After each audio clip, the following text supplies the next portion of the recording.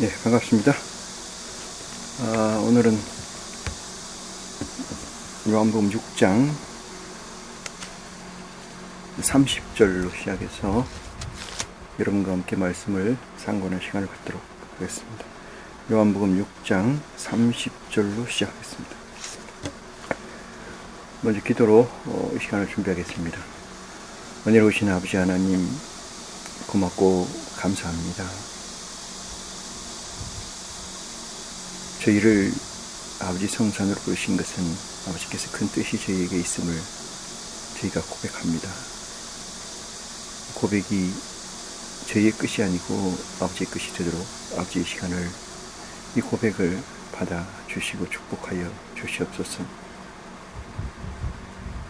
온갖 끝이 난무한다 할지라도 아버지가 계시는 세상은 이 세상을 포괄하는 상위의 세상인 줄 저희가 고백하오니, 아버지 하나님, 이 세상에서 끊없이 방황하는 자 되지 않게 하여 주시고, 오직 아버지가 아버지의 서번트가 되시고 아버지의 서나드가 되서 온전히 아버지의 의의와 뜻을 이루는 동역자로 나타날 수 있도록 아버지 축복하여 주시옵소서.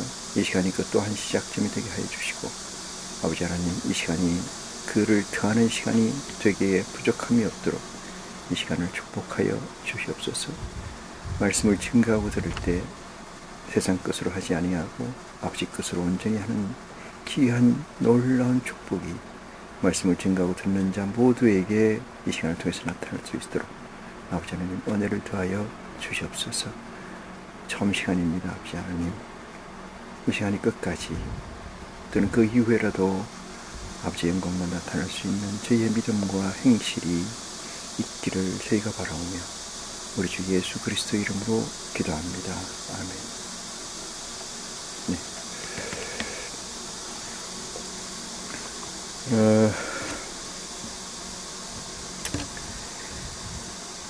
29절 말씀에서 예수께서 대답하여 가라사 하나님의 보내신 자를 믿는 것이 하나님의 일이니라, 이렇게 이야기를 합니다.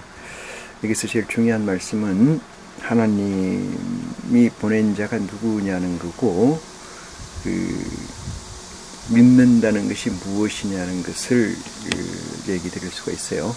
그 믿는다는 것과 보낸 자가 누구인가를 아는 것은 그 근본 공리적 개념을 가지고 있을 수 있는 문장을 하나 말씀드린다면, 그것은 좋은 나무에 나쁜 열매를 맺을 수가 없고 나쁜 나무에 좋은 열매가 맺을 수 없다고 예수 그리스도께서 일러주신 그 말씀이 공리가 되고 또한 공준이 될 때 믿는 것은 무엇이고 보낸 자는 누구시라는 것을 확정할 수 있다, 이렇게 말씀을 드릴 수가 있어요. 이 세상에 존재하는 모든 것은 메타 언어로 지칭되어 있고 서술되어 있다, 이렇게 전제한 바 있는데, 이 메타 언어라는 것은 우리가 추구하는 목적지, 우리가 추구하는 가치, 우리가 가고자 하는 목적지가 이 세상에는 한 번도 나타난 바 없음으로 해서 그것을 서술하고 그것을 지칭하고는 있으나 그것이라고 찝어서 얘기하거나 설득할 수 없기 때문에 연유된다, 이렇게 말씀을 드릴 수가 있고요. 그 말씀이 여러분 안에 있은즉 여러분과 아버지 외에는 아는 자가 없는 기쁨의 충만함, 자기 자존의 만족을 느낄 수 있다, 이렇게 증거할 수가 있습니다. 그래서 누구가 홍아무개가 김아무개가 이 아무개가 하나님께서 보내신 자구나, 이렇게 생각하는 것은 대단히 어눌하고 대단히 모순적인 가치를 가지고 있는 거다, 이렇게 말씀을 드릴 수가 있어요. 그래서 하나님이 보내신 자를 믿는 것, 그러니까 보내신 자가 누구이고 그것을 믿는 것이 어떤 거냐, 이 문제에서 하나님이 보내신 자는 예수 그리스도시고, 예수 그리스도를 믿는 것은 그 말씀이 내 삶의 제1순위의 가치로, 내 존재 공리의 가치로, 공존의 가치로 존재해 있다는 사실이 믿는다 이렇게 얘기할 수가 있어요. 그래서 31절 봅니다. 30절 봅니다. 저희가 묻되 그러면은 우리로 보고 당신을 믿게 행하시는 표적이 무엇이나이까 하시는 일이 무엇이나이까 물어요. 표적이 무엇이고 하시는 일이 구체적으로 무엇이냐 이렇게 묻는데, 이 묻는 자들의 범주, 지식적 범주에 이 구하고자 하는 답은 존재할 수가 없다 이렇게 말씀을 드릴 수가 있어요. 그러니까 내가 묻는 것이 내게 답이 되려면은 내 안에 나의 지식의 확장성으로 내재해 있을 때만이 그것이 가능합니다. 그런데 내가 묻는 답이 그 내 지식의 확장성이라고 하는 가치에, 확장된 가치에 내재해 있지 않다라면 그 답은 아무리 훌륭한 답을 얘기한다 할지라도 내 것이 되지 못하고 그 질문에 답이 되지 못한다는 의문이 될 수밖에 없어요. 그래서 어쩌면은 이 세상에 살면서 우리는 늘상 그리스도에게 구하고 하나님께 구하지만은 그 답이 내게 존재하지 않는 이유 또한 내 안에 그리스도의 씨, 그리스도의 밭, 그리스도의 가치의 핵이 없었기 때문이다 이렇게 말씀을 드릴 수 있어요. 그래서 여러분이 구하는 것이 메타언어고, 메타언어로서 존재한 여러분의 가치가 하나님의 확장된 가치, 진실의 가치를 받을 수 있다는 것은 정말로 놀라운 기적이 아닐 수 없다 이렇게 말씀을 드릴 수가 있어요. 그래, 기적된 가치를 구하는 자세가 어떤 자세였느냐 하면은 사는 것은 거듭난 자세가 되지 않으면은 하나님의 가치를 내 안에 수용하거나 나를 더해서 그것이 나의 삶의 제1의 가치로 가져가는 데 상당히 어려움이 있다 이렇게 말씀을 드립니다. 그래서 저희가 묻되 우리로 보고 당신을 믿게 하는 표적이 무엇이나이까 하시는 일이 무엇이나이까 이러는데, 표적이라는 것은 전번 시간에도 얘기 드렸습니다마는 목적지가 있고 그 목적지를 가는 데에 있어서 목적지가 얼마나 남았고 이것이 그쪽으로 방향이 맞느냐 안 맞느냐에 관한 사인이죠. 이것을 표적이라고 한다면은 목적지가 확실히 정해지지 않는 자에게 표적은 의미가 없습니다. 내가 부산을 간다고 하면은 부산이 어떤 목적을 가지고 왜 부산을 가야 되는 거에 관해서 내가 확정된 가치를 가지고 있을 때만이 부산을 가는 도중에 나타난 표적이야말로 대단히 놀라운 가치로 내게 목적을 구하는 것에 확정을 더해주는 것이지만은 그렇지 않다라면 어렵다는 얘기예요. 존 버년이라는 사람이 있습니다만은 철로 역정이라는 책으로 하나님의 나라에 도달하는 것까지를 서술한 소설이죠. 이 책을 보면서 느끼는 것은 여러분들이 목적지를 내 안에서 확정하지 않은 상태에서 표적을 달라고 하고 또는 사인을 달라고 하고 어떤 증거를 달려고 하는 것은 대단히 어리석은 일이다 이렇게 말씀을 드릴 수 있어요. 그 어리석음이 어느 정도냐 하면은 정말로 어린아이가 구하는 그 가치와 같아요. 어린아이가 구하는 가치는 자기에게 필요한 것 외에는 구하는 게 없다는 사실을 견뎌보면은 어린아이가 구하는 것이 무엇이나 그것은 내가 나를 초월한 상태에서 존재해야 하나님의 아들로서의 자리매김을 할 수 있지 않나 이렇게 생각을 하고 그 질문이나 그 구함에 우리 아버지 하나님께서 응답하시는 역사가 있을 수밖에 없다. 그러므로서 우리로 보고 당신을 믿게 하는 표적이라는 것은 이것 또한 메타언어로 존재한 이 물건들에 대해서 물건들이 이것을 구하는 건 대단히 어려운 얘기다.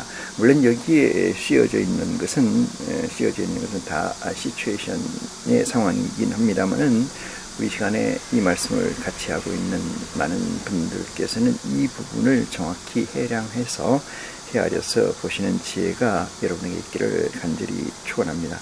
31절 봅니다. 기록된 바 하늘에서 저희에게 떡을 주어 먹게 하였다 함과 같이 우리 조상들은 광야에서 만나를 먹었나이다. 이렇게 이야기를 해요. 하늘에서 저희에게 떡을 주어 먹게 하였다 함과 같이 우리 조상들은 광야에서 이 만나를 먹었나이다. 이렇게 증거를 해요. 광야에서 먹는 만나라는 것과 떡이라는 개념이 뭐냐면 프레임적 가치예요. 프레임적 가치라는 것은 내용물을 담을 그릇을 만들기 위한 양식이고 진료다, 이렇게 얘기를 드릴 수가 있어요. 그 진료에 해당되는 부분을 여러분들은 지금껏 대단히 귀한 양식인 것처럼, 대단히 귀한 가치인 것처럼 구하고 쌓고 저장해 놓은 것이 아닌가 하는 단추를 이 시간을 통해서 하는 지혜가 여러분에게 있기를 간절히 축원합니다. 32절입니다. 예수께서 이르시되 내가 진실로 너희에게 이르노니 하늘에서 내린 떡은 모세가 준 것이 아니요 오직 내 아버지가 하늘에서 내린 참 떡을 너희에게 주시나니 이랬어요.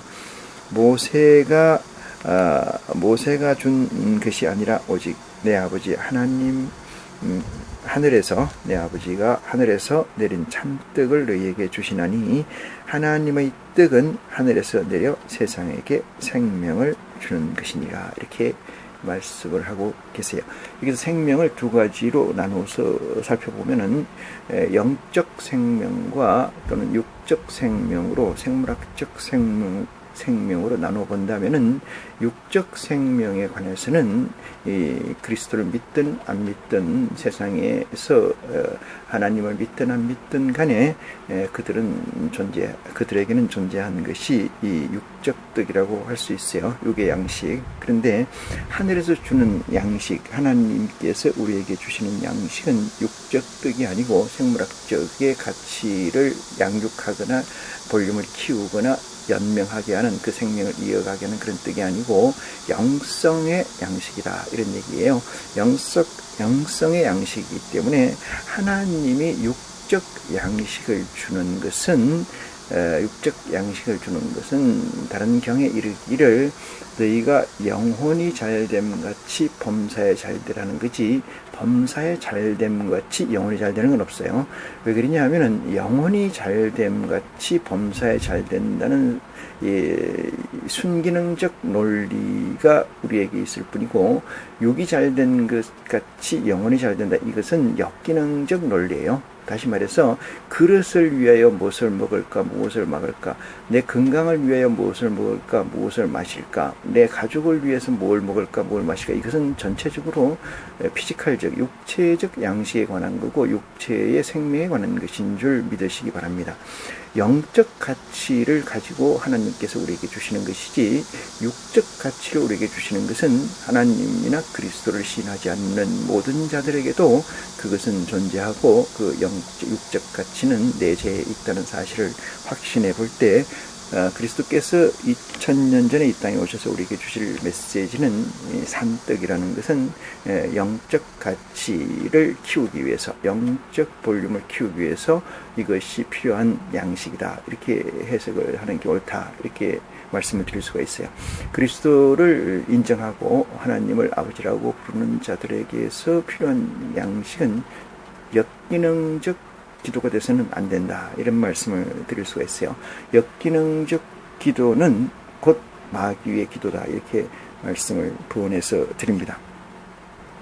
내 하나님의 떡은 이제 32절입니다. 33절 하나님의 떡은 하늘에서 내려 세상에게 생명을 주시는 것이 그랬어요. 세상의 생명이 어떤 존재에서 있는 거냐, 이 문제에서는 그래서 세상의 생명이라는 얘기를 가지고 좀 얘기를 드려보면은 성경 말씀에 이런 말씀이 있어요. 그리스도의 복음입니다만은 하나님이 세상을 이처럼 사랑하사 독생자를 주셨으니, 이런 말씀이 있죠.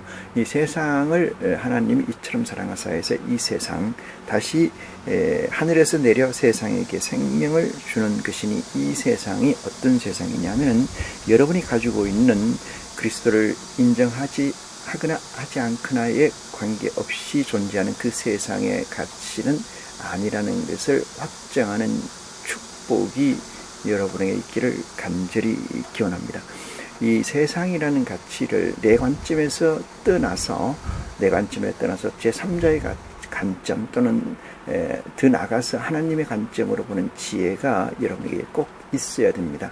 거듭난다는 것은 나 존재적 사유에서 우리 존재적 사유, 더 나아가서는 하나님 존재적 사유로 옮겨가는 장성한 믿음의 시작이 되어야 된다, 이렇게 말씀을 드리고, 세상이라는 것의 규정을 내 중심적 세상으로 보지 않는 지혜가 여러분에게 있기를 다시 한번 거듭 축원합니다.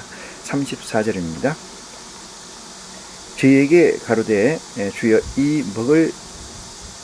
이 떡을 항상 우리에게 주소서, 이렇게요. 이 떡을 항상 우리에게 주소서. 이것은 무슨 얘기예요? 생명에 관한 떡이겠죠. 하늘로서 주는 생명에 관한 떡을 우리에게 주소서. 35절입니다. 예수께서 가라사대 내가 곧 생명의 떡이니 내게 오는 자는 결코 줄이지 아니할 터이요, 이랬어요. 예수님께서 분명히 말씀을 해 놓으셨어요. 근데 예수님께서 말씀하신 것과 버금돼서 구약적 가치를 가지고 자꾸 신약하고 섞어버리면은 그리스도를 부정하게 되는, 예수를 그리스도로 부정하게 되는 아주 엄청난 반역을 저지르는 거예요. 그래서 보면은 이 생명의 떡이라는 것은 예수 그리스도가 내가 생명의 떡이라는 거잖아요. 그러면 예수 그리스도가 생명의 떡이라는 것은 예수 그리스도를 먹는 것이 생명의 떡이다. 이건 아버지의 떡이다. 아버지는 왜 생명의 떡이냐? 아버지는 생명의 근원이기 때문에 그렇습니다. 그러면 우리는 생명의 떡을 먹은 자라고 하면은 아버지의 속성이 불생불멸이시고 영원하시잖아요. 그 존재가. 그러면 우리가 아버지의 속성을 닮아간다는 데에서 그리스도의 놀라운 가치가 있어요. 그리스도의 놀라운 가치라는 것은 그리스도의 몸을 우리에게 주신다, 이 뜻은 그리스도의 몸이 어디가 있습니까? 인카네이션 된 그 자체가 그리스도의 몸이 아니고, 그리스도 인카네이션 돼서 우리에게 전달되는 그 메시지의 핵심적 가치가 하나님의 떡이다, 이렇게 말씀을 드릴 수가 있어요. 그래서 하나님 떡을 먹으라는 것은 그 인카네이션 된 육체를 먹으라는 게 아니고, 인카네이션 돼서 그를 움직이고 그 입에서 나온 메시지를 여러분의 삶의 양식으로 가지라는 거죠. 그 양식을 가지라는 거지, 예수 그리스도의 살을 먹으라, 몸의 살을 먹어라, 이런 얘기는 아니에요. 그러니까 이것을 혼동해서 구약으로 보면은 떡이 애굽을 나와서 광야에서 메추라기와 만나를 먹은 그런 것들에 관해서 육신에 관한 법, 다시 말해서 모세의 율법과 그리스도의 법, 생명에 관한 법을 섞어서 혼재해버리면은 이것도 저것도 아니게 되는 게 아니고, 아니게 되는 놀라운 저주가 있다는 사실을 깨우침받는 지혜가 여러분에게 있기를 간절히 축원합니다. 다시 말씀을 보시면은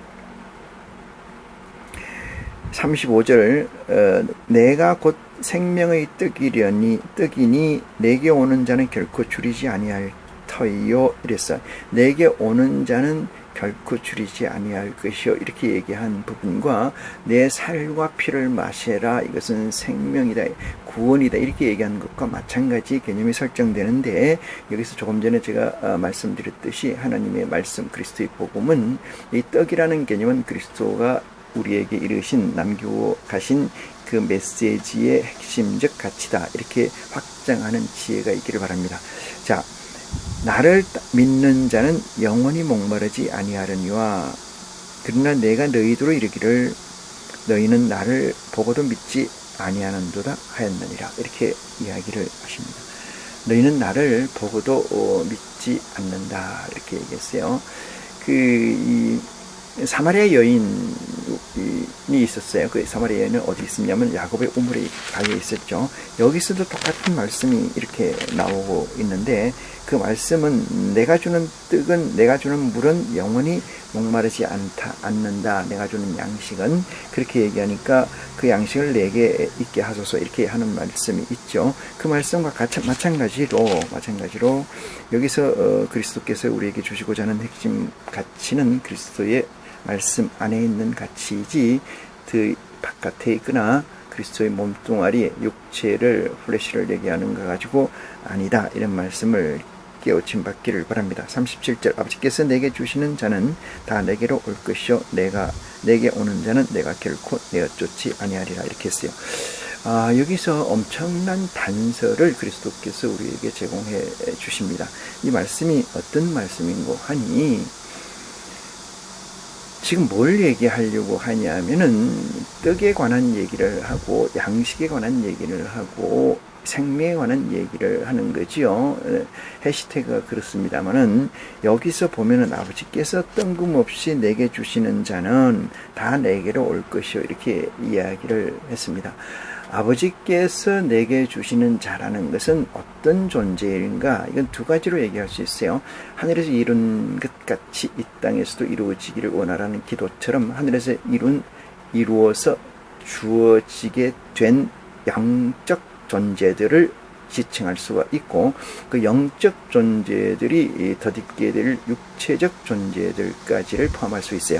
이 두 가지를 놓고 아버지께서 내게 주시는 자는 다 내게로 올 것이요, 이렇게 이야기를 해요. 여기서 온다는 것이 있으므로 이것은 영적인 얘기보다는 육체적인 얘기가 가깝다, 이렇게 말씀을 드릴 수가 있어요. 그러니까 인카네이션 된 존재가 예수 그리스도 앞으로 오게 되는 건다. 이유는 아버지께서 주신 존재, 다시 말해서 그에게 아버지께서 명령하셨다. 너는 예수 그리스도 앞으로 가라라고 하는 가로 열고 가로 닫고가 있을 수 있다, 이 말이죠.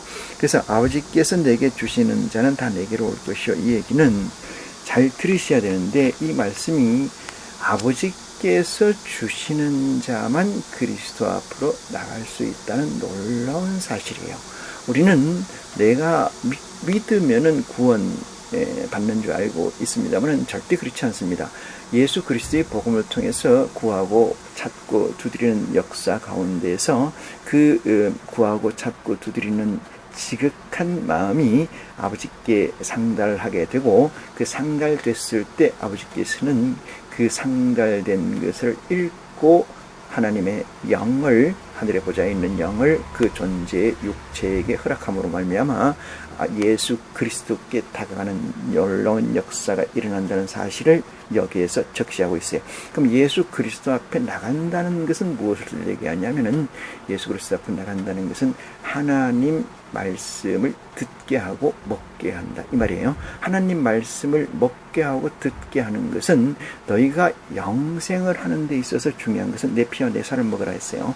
살은 말씀인 줄 알겠는데 피는 무엇이냐면 그것은 성령이에요. 성령의 도우심이 없이는 그리스도의 말씀을 가질 수가 없으므로 여기서 성령의 도움은 진리의 성령이라는 픽싱이에요. 그 진리의 성령 외에는 여기에서 아버지께서 보낸 영에게, 아버지께서 보낸 육체에게 도움을 줄 방법이 없다, 이 말씀을 드릴 수가 있고, 그 도움을 받아서 똑같이 아니면 알고자 하는 가치를 알았을 때 그것의 놀라운 축복은, 그 축복을 가지는 당사자와 아버지만 안다는 사실에서 그리스도의 아주 뛰어난 복음성이 있다고 확정할 수가 있습니다. 그래서 우리는 내가 구하고 내가 원하면은 하나님께로 나갈 수 있다, 그리스도께로 나갈 수 있다, 이렇게 생각하지만은 그렇지 않다는 사실을 염두에 두는 축복이 여러분에게 있기를 간절히 축원합니다. 자, 37절입니다. 아버지께서 내게 주시는 자는 다 내게로 올 것이요, 이랬어요. 다 내게로 올 것이라는 것이 평범한 평문같이 보이겠습니까? 이게 대단히 놀라운 강제성이 있는 말씀입니다. 이 말씀에서 타협이나 이 말씀에서 조금 더 주저함이나 조금 더 흠이나 조금 더 틈이 없다는 사실을 명심하시기를 바라고요. 37절 아버지께서 내게 주시는 자는 다 내게로 올 것이요 내게 오는 자는 내가 결코 내어쫓지 아니하리라. 이것은 서나드 즉 리더십에 관계되는 얘기죠. 예수 그리스도는 예수 그리스도의 범주적 행위를 하는 것뿐이지 예수 그리스도가 자신이 어떤 CPU가 있어서 이것을 해석하고 이것을 가감을 한다든지 더하고 뺀다든지 할 수 있는 포지셔닝이 아니다. 이렇게 이해하는 축복이 또한 여러분에게 있기를 간절히 기원합니다. 내가 하늘로서 내려온 것은 내 뜻을 행하려 함이 아니요 이렇게 말씀하시잖아요. 그래서 아버지께서 예수 그리스도를 이 땅에 보내신 것은 그 위에서 보내신 자를 믿는 것이 어디 있습니까? 보내신 자를 믿는 것이 29절이네요. 하나님이 보내신 자를 믿는 것이 하나님의 일이다 이랬어요. 하나님의 일이라고 하는 것은 워킹이라고 하는 것은 어떤 일이냐? 보낸 자를 믿는 거예요. 믿음이 형성됐을 때 비로소 하나님의 일에 관계성을 가져요. 그러니까 믿음이 확정되거나 형성되어 있지 않다라면 하나님과 관계성은 제로 베이스가 된다. 아무 관계가 없게 된다. 이런 얘기예요. 내가 하늘로서 내려온 것은 내 뜻을 행하려 함이 아니에요. 아니요 이렇게 얘기했잖아요. 아니라는 그 다음에 내 뜻이 아닌 또 다른 뜻이 있다는 거죠. 또 다른 뜻, 내 뜻이 아닌 다른 뜻이 있다는 건데 39절 나를 보내신 이의 뜻을 행하려 함이라 그랬어요. 나를 보내신 이의 뜻을 행하려 함이라. 이 뜻은 아버지라는 우리 아버지 창조주 하나님 우리 아버지라는 사실을 명심해 주시기를 바랍니다. 그래서 나를 보내신 이의 뜻을 행하려 함이니라. 나를 보내신 이의 뜻은 내게 주신 자 중에 내가 하나라도 잃어버리지 아니하고 마지막 날에 다시 살리는 것이니라. 이 말씀 또한 대단히 엄청난 비밀을 감춰놓고 있는 말씀입니다. 제 이 설교 말씀을 들으시다가 이해 안 되는 부분이 있으면은 그냥 넘겨가 주시기 바라요. 왜 그러냐면은 그것을 가지고자 하면은 다른 것을 잃어버리기 때문에 그래요. 그것은 깨치지 못하고 이해되지 않는 것은 시간이 흐르면은 하나님께서 깨우쳐 주는 축복이 있다는 사실을 명심해서 그냥 그것을 놓친 것을 이해 안 되는 것을 잡으려고 하는 어리석음은 범하지 않기를 바랍니다. 나를 보내신 이의 뜻을 행하려 하며 그랬어요. 아버지의 뜻이 하나님 아버지의 뜻을 행한다는 거죠. 나를 보내신 이의 뜻은 내게 주신 자 중에 이랬어요. 내게 주신 자 중에 잘 보시기 바랍니다. 아버지의 뜻은 무엇이냐? 이 뜻을 설명하는 거예요. 아버지의 뜻은 무엇이냐? 그리스도에게 주어진 하나님의 뜻은 무엇일까? 그에게 주어진 미션은 무엇일까? 그것을 얘기하는 건데 그것을 광의적 설명으로 이렇게 합니다. 아버지께서 내게 보내신 내 뜻은 내게 주신 자 중에 내가 하나도 잃어버리지 아니하고 마지막 날에 다시 살리는 이것이니라. 이렇게 이야기를 합니다. 그리스도의 사역은 하나님께서 예수 그리스도에게 보내는 역사가 있고 그게 육체든 영체든 보내는 사실이 있고 그 보내준 것들에 대해서 영들이나 육체에 대해서 예수 그리스도는 하나도 버리지 않고 잃어버리지 않고 마지막 날에 다 살리는 이것이니라. 이렇게 얘기했어요. 살린다는 것과 마지막 날이라는 것은 무슨 얘기냐면은 고린도 전서에 있나요? 마지막 날에 생명의 부활로 살아난다. 호련히 변화하리니 이 얘기의 메시지예요. 그러면 마지막 날에 호련히 살아난다. 그 대상은 누구냐? 아버지께서 예수 그리스도께 보낸 존재들이죠. 그 보낸 존재들은 어떻게 해서 마지막 날에 다 살아나느냐? 그것은 그들에게 진리의 성령을 하나님께서 붙여주시기 때문이라는 놀라운 사실을 깨우침받는 지혜가 여러분에게 있기를 간절히 축원합니다. 그래서 하나도 잃어버리지 않고 그 하나도라는 것은 하늘에서 이룬 것 같이라는 완벽성이 기전조되어 있기 때문에 거기서 조금이라도 어긋나거나 부족하거나 넘치는 일이 없이 그것대로 완벽하게 이루어진다는 속성을 이야기한다는 것을 믿으시기를 바랍니다. 자, 40절 보시겠습니다. 내 아버지의 뜻은, 이렇게 얘기합니다. 내 아버지의 뜻은, 다시 아버지의 뜻을 설명합니다만은, 아버지의 뜻은 아들을 보고 믿는 자마다 영생을 얻는 이것이니 이랬어요. 다 구체적으로 다시 한번 들어갑니다. 아버지께서, 예수님께서 예수님을 입을 통해서 말씀하시는 것은, 내 아버지의 뜻은 아들을 보고 믿는 자마다 뭐 한다는 거죠? 영생을 얻는 이것이니 그랬어요. 영생이라고 얘기하면은, 여러분, 영원한 생명이라는 것은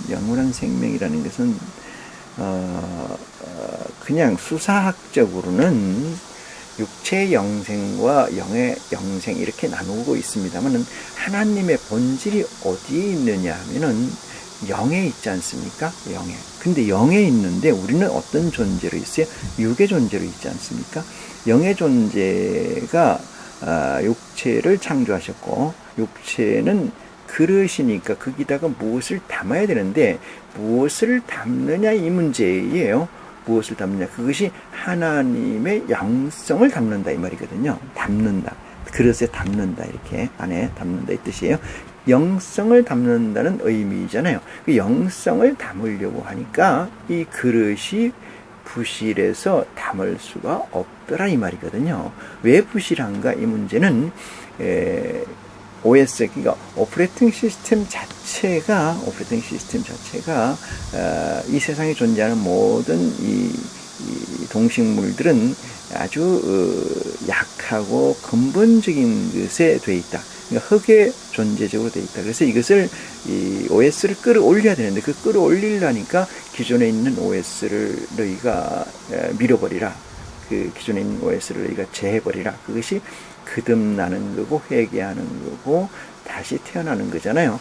그걸 밀어버리면 어떡할 겁니까? 이러면 당신의 그릇은 있잖아요. 그릇은 있고 뇌를 움직이는 중심적 가치, 이 CPU나 그 OS가 밀려 나가버리니까 거기에 그리스도의 복음이 그 자리에 들어가게 되고, 그 자리에 들어옴으로 말미암아 이 존재를 움직이는 메인 중심적 가치가 하나님 아버지의 가치가 되고, 그것이 그리스도의 복음적 가치가 된다 이 말이거든요. 그렇기 때문에 그것이 영원성, 그러니까 하나님의 속성 중에 불생불멸의 가치, 영원성을 거두게 된다, 이 사실을 얘기하는 거예요.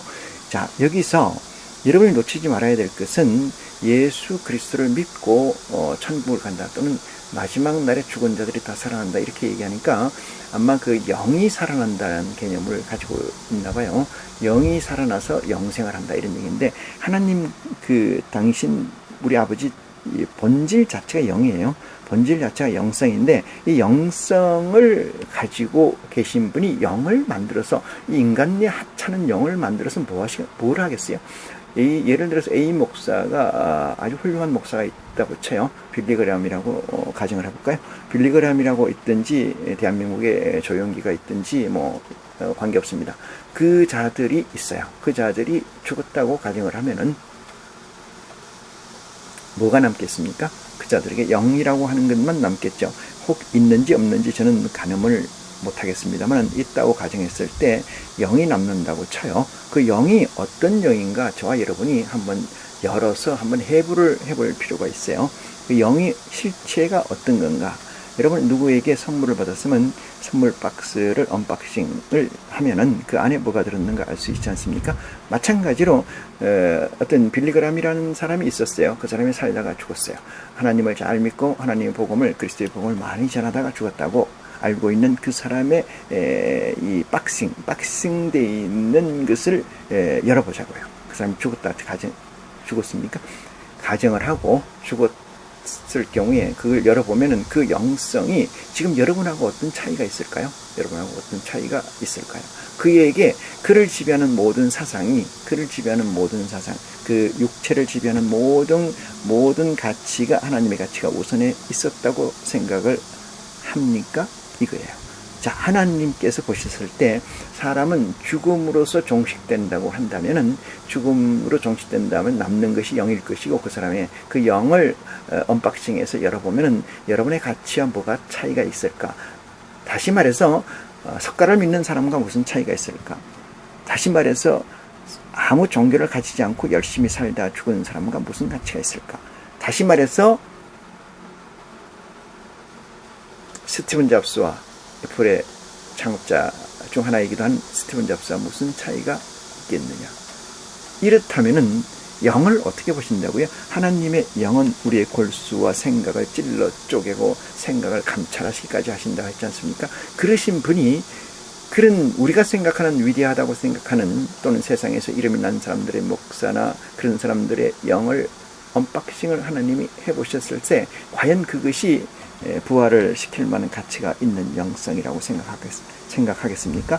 저나 여러분이나 그건 정신의 승리를 위한, 지금까지 삶에서 믿음 생활에서 정신 승리를 위한 또는 대리만족을 위한 허구를 실제한 가치인 것처럼 퍼뜨린 어리석은 사람들이 아니었는가 하는 스스로를 반추해보는 귀한 축복이 여러분에게 있기를 간절히 축원합니다. 진실이라는 것은 이 세상에선 존재하지 않습니다. 진실이라는 전제가 변치 않는 가치라고 본다면 존재하지가 않습니다. 단지 이 세상에 존재하는 것은 팩트만 존재합니다.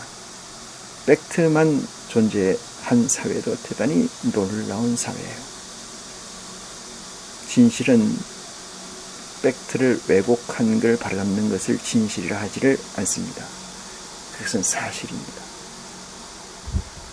우리가 진실이라고 얘기하고 정치적이나 사회적으로 부르는 진실이라는 것은, 정의라고 하는 것은 사실을 규명하는 거예요. 사실 자체도 왜곡되고 비틀려서 변절되고 훼손돼서 그것 하나도 바로잡지 못하는 가운데 있고, 그것을 바로잡기 위해서 얼마나 많은 헤게모니, 얼마나 많은 물적, 정신적 자원을 소비하고 있는가를 생각해 볼 때 이 세상에서는 정의나 진실은 존재하지 않습니다. 그래서 저는 단호하게 말씀드릴 수 있고, 허구적 가치 또는 정권 잡은 자의 기준, 가진 자의 기준, 이긴 자의 기준이 잠깐 정의라는 이름으로, 잠깐 진실이라는 이름으로 덮여져 혹세의 무민을 하고 있을 뿐이다. 이렇게 말씀을 드릴 수가 있습니다. 40절 다시 봅니다. 내 아버지의 뜻은 아들을 보고 믿는 자마다 이랬어요. 영생을 얻는 것이니라. 그랬어요. 영생을 어떻게 얻는다고요? 진리의 성령의 도움을 통해서 그리스도의 복음을 온전히 깨우침으로 알게 된다.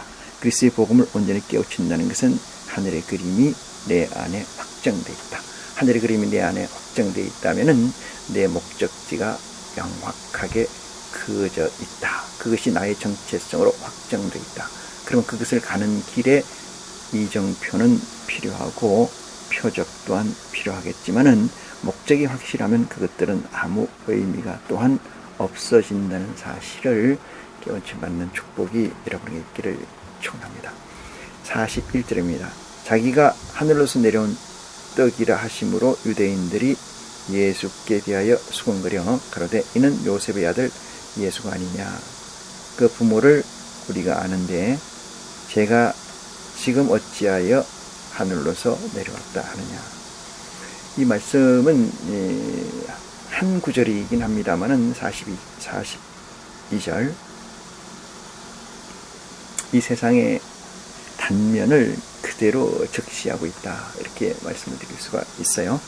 이 세상 사람들에게 세상 사람들의 가치를 가지고 확정하고 사는데 뭐라고 할 이야기는 없어요. 그렇지만 이 시간은 이 세상에서 하나님의 가치를 구현하고자 하는 이 시간이기 때문에 이 얘기를 하는 것뿐입니다. 요셉의 아들 예수가 아니냐 이런 얘기죠. 그는 누구인지를 다 우리가 알고 있는데 저가 감히 하늘에서 내려온 산떡이라고 하느냐 이런 얘기예요. 이들에게는 뭐가 있어요? 이들에게는 시스템이 뭐가 있느냐면은 자기 위에 시스템이 있어요. 그 시스템에서 내려오는 것을 먹고 사는 자들입니다. 다시 말해서 멜기세덱 반차를 쫓아서 이 세상에 오신 예수 그리스도, 다시 말해서 멜기세덱의 반역된 멜기세덱을 다시 멜기세덱으로 다시 자리 리세팅하는 이 반차, 그것을 이 세상 사람들은 알 수가 없어요. 이 세상의 연장선상이야 이해한다 이 말이거든요. 이 세상의 연장선상이라고 하는 것은 이 세상에 가진 자의 순서대로예요. 이 세상에 힘 있는 자들의 순서대로입니다. 그러면은 하나님은 모든 이에게 공의하고 공평하신 분이라고 정의하는 것은 잘못된 거죠. 자, 하나님께서는 예수를 그리스도로 믿고 하나님을 내 아버지로 받아들이는 데 있어서 전제 조건이 아무것도 없다는 것은 우리가 공감합니까? 예수를 그리스도로 믿고 그러므로 해서 하나님 아버지, 창조주를 내 아버지로 받아들인다는 데에서 걸림돌이 있나요? 이 세상적 가치가 없다고 확정한다면은 지금 42절에 쓰여져 있는 이 말씀이 왜 이 세상의 단면을 적나라하게 얘기하는 건가, 이 말씀에 대해서 깨우침 받으실 줄 믿습니다. 이 세상 모든 사람은 또한 그리스도를 시인하는 모든 사람이라 할지라도 이 세상의 연장선상에서 생각하는 속성을 가지고 있다. 이 세상의 연장선상이 아닌 것은 믿지 않으려고 하는 속성이 있다.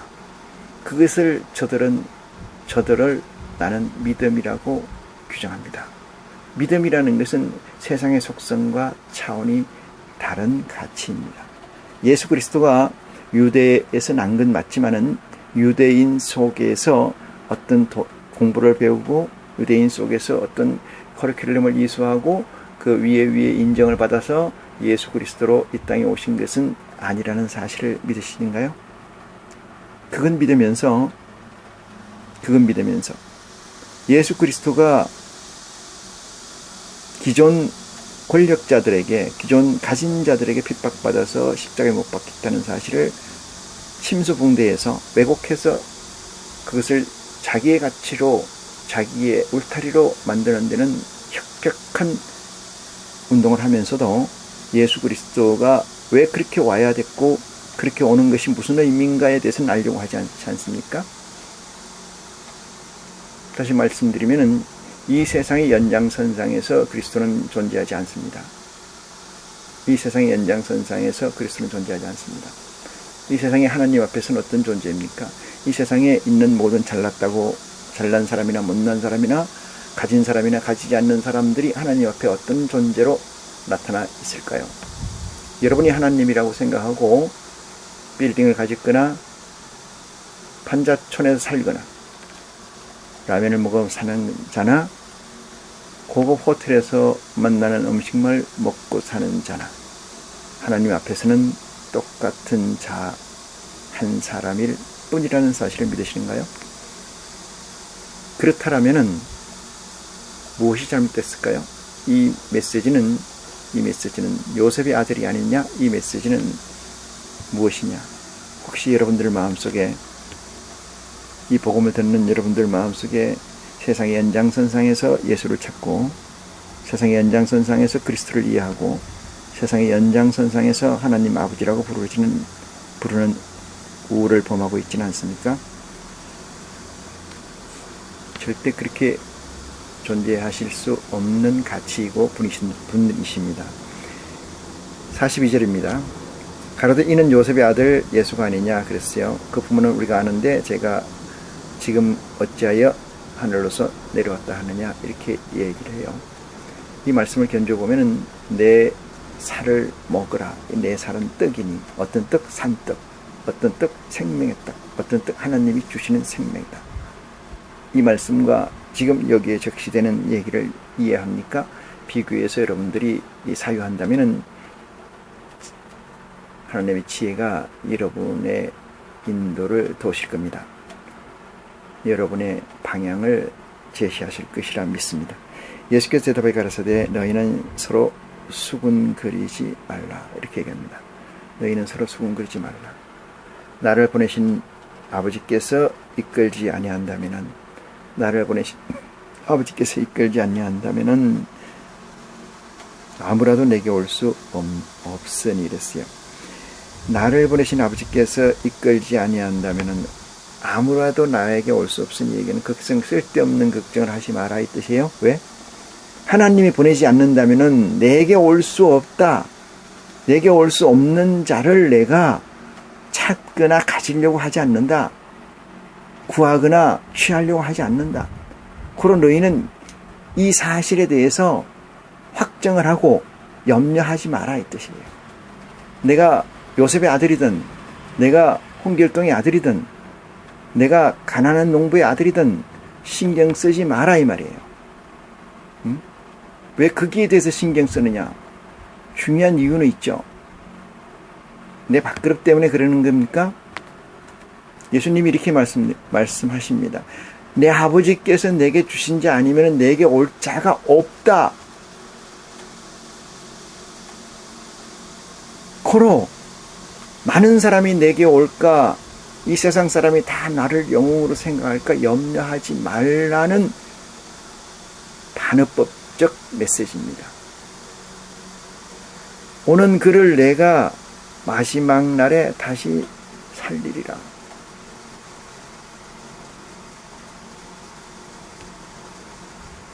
마지막 날에 다시 살리리라. 누가? 그리스도가. 여러분, 그리스도가 마지막 날에 어떻게 살린다고 하셨습니까? 하늘에서 구름을 타고 인자가 재림을 할 때, 인자가 재림을 할 때, 예수 그리스도께서 재림을 할 때,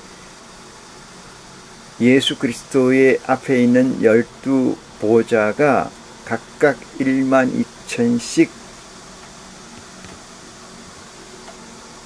구원을 한다라고 되어 있죠.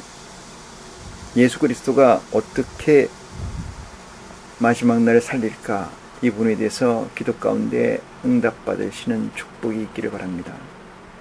여러분, 제가 이렇게 설교하는 것은 여러분이 찾고 구하고 두드리는 가치의 미력이나마 도움이 되기 위해서 하는 거지 내 복음이 여러분의 구원하고는 아무 관계가 없습니다. 전적으로 여러분의 복음은, 여러분의 가치, 구원은 그리스도의 복음을 보고 찾고 구하고 두드리는 역사가 반복될 때, 진정성이 하나님께 상달될 때 하나님이 거기에 응답하는 역사로 시작된다는 사실을 놓치지 마시고 그것이 믿음의 실체가 되는 축복이 여러분에게 있어야 되고 있기를 바랍니다. 많은 것은 볼륨으로 있습니다. 많은 것은 볼륨으로 있어요. 볼륨이 겁이 나는 것은 육체에 관한 거예요. 육체에 관한 것에 정신이 매여서 육체에 관한 것으로 정신이 죽게 되고, 정신이 죽음으로 말미암아 멸망의 이 법에 매여서 하나님이 규정한 하나님의 아들이 나타날 때까지 이 피조물들이 썩어질 것의 종로로 탄다는 사실이 반복되는, 그 가운데 하나의 존재로 있는, 그게 족하다면은 모르겠습니다만 거기서 벗어나고자 한다면은